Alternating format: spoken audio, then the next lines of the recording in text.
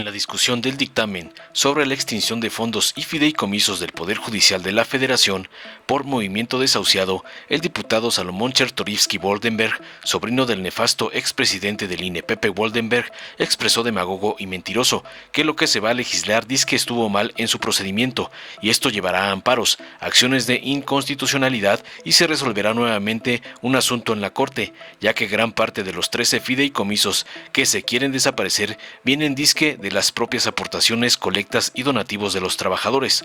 Lo que se pretende, afirmó falsamente, es una nacionalización de recursos privados. Es un antecedente gravísimo, pues tal vez lo que siga será nacionalizar las cuotas obrero-patronales del IMSS o las AFORES. Es un precedente grave y se afecta a personas de carne y hueso. Debemos dialogar para no volver a cometer errores como los suscitados en los fideicomisos anteriores, concluyó el falsario. Tras escuchar las falacias de otro gato del cacique Dante Delgado, el diputado Reginaldo Sandoval Flores del PT destacó para responder contundente que el Centro de Estudios de Derechos e Investigaciones Parlamentarias de la Cámara de Diputados estableció que no se advierte una vulneración de derechos básicos de una relación laboral, en tanto que los recursos destinados a cubrir derechos se encuentran previstos por ley y no mediante un fondo o fideicomiso.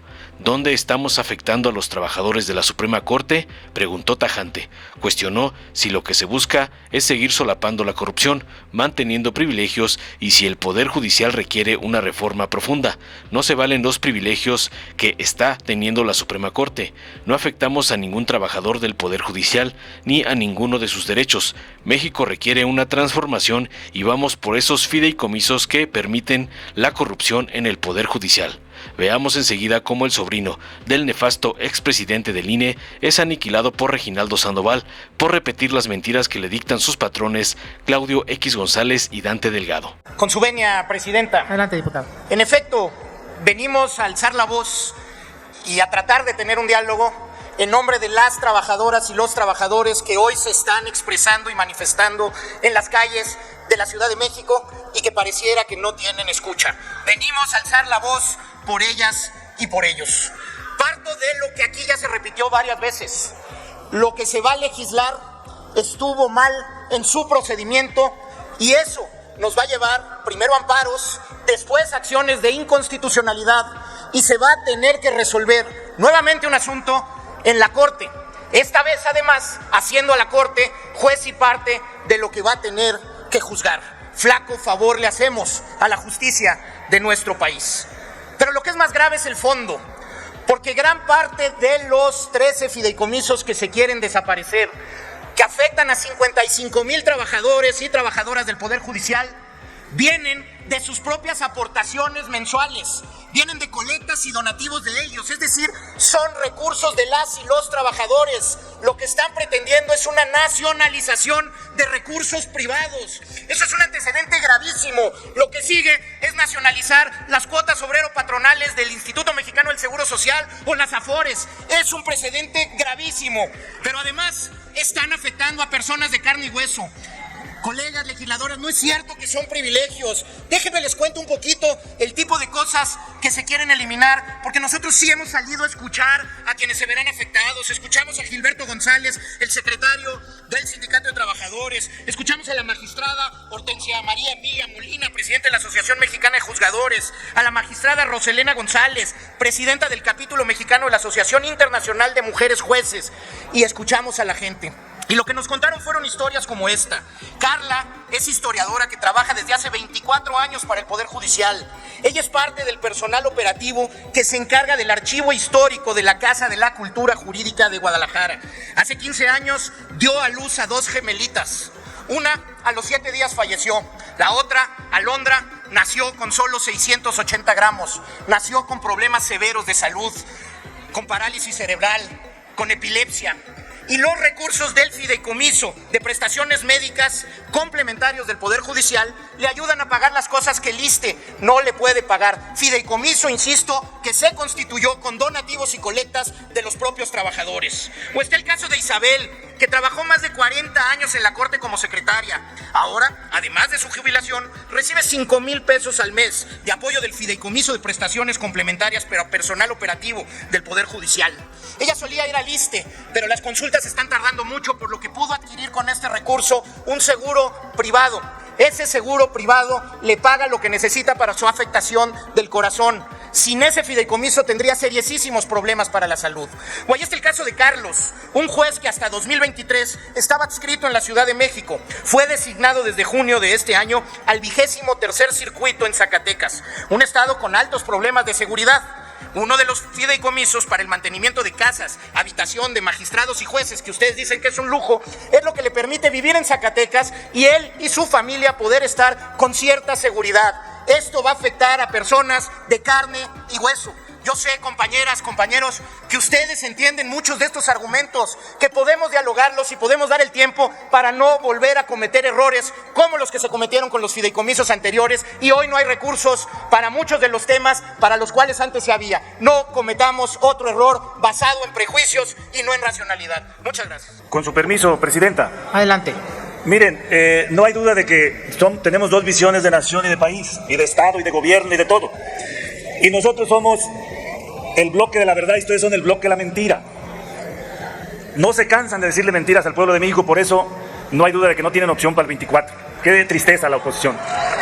Miren, el Centro de Estudios de Derecho e Investigaciones Parlamentarias estableció lo siguiente: no se advierte una vulneración de derechos básicos derivados de una relación laboral, en tanto que los recursos destinados a cubrir estos derechos se encuentran previstos por ley y no mediante un fondo o fideicomiso.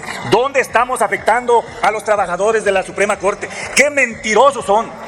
Luego, aquí le quiero pedir una moción de ilustración a la Presidenta, que nos lea, por favor, el transitorio del dictamen, para que, en caso de que hubiera, vean lo que dice ese transitorio. Si me lo permite, Presidente. El tercero transitorio del dictamen. Un momento, señor orador. Pido a la Secretaría dar lectura al artículo tercero transitorio del dictamen en comento. ¿Ya lo tienen? Adelante.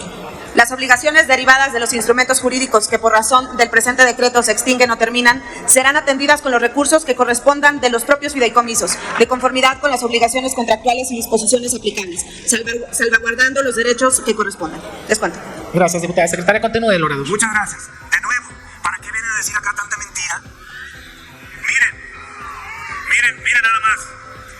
Aunque luego no le alcanzan a ver, pues se las vamos a distribuir, porque luego se quejan de la vista. Pero miren, el ejercicio durante 12 años le dimos a la Suprema Corte 743.576.341.256. Miren lo que gastó: 699.819.723.044. Miren lo que le quedó: 48.756.618.215. Y de aquí es donde salieron los fideicomisos. ¿Ustedes quieren que sigamos solapando la corrupción? ¿Ustedes quieren que sigamos manteniendo los privilegios? ¿Ustedes no están de acuerdo de que el Poder Judicial requiere una reforma profunda? Y la vamos a hacer después del 24, porque vamos a obtener mayoría en Cámara de Diputados y Senadores y vamos a ganar la presidencia de la República sin ninguna duda, y vamos a ir sobre la reforma al Poder Judicial. No se valen los privilegios que está teniendo la Suprema Corte. En este momento, la Suprema Corte no le rinde cuentas a nadie por una reforma de ustedes que hicieron en el periodo de Zedillo, donde al mismo que preside la Corte, preside el Consejo de la Judicatura. Es juez y parte. ¿A quién le rinde cuentas? Y por eso hacen la trampa del fideicomiso. No le estamos afectando absolutamente nada de su presupuesto. Y no afectamos a ningún trabajador de la Suprema Corte. Dejen de venir a decir mentiras, porque conviértanse en una oposición creativa, propositiva. No se opongan a todo, porque la 4T llegó en el Poder Ejecutivo, llegó en el Poder Legislativo y va a llegar al Poder Judicial sin ninguna duda. México requiere una transformación y todavía no les cae el 20. Por eso dicen, ¿y por qué se les ocurre ahora? Porque va avanzando la 4T sin ninguna duda. Es una transformación profunda y vamos sobre estos fideicomisos que permiten corrupción en el Poder Judicial. No afectamos ningún derecho ni creado ni a ningún trabajador. Invitamos a los trabajadores del Poder Judicial para que no se dejen engañar ni manipular y salgan a la calle a defender los privilegios de la Suprema Corte. Y por eso empatan con ustedes, porque ustedes son producto de la corrupción de este modelo neoliberal que tenía como eje central la corrupción. Y esta 4T llegó para transformar este Estado corrupto. Y vamos también a transformar la Suprema Corte, sin ninguna duda, después del 24, porque ustedes nos detuvieron las reformas constitucionales que requiere esta patria, esta nación. Pero el pueblo mexicano les va a aplicar la siguiente dosis el 2 de junio del 2024, sin ninguna duda. Muchas gracias, Presidenta. Dale en me gusta, suscríbete, activa la campanita y compártelo para que más gente lo vea.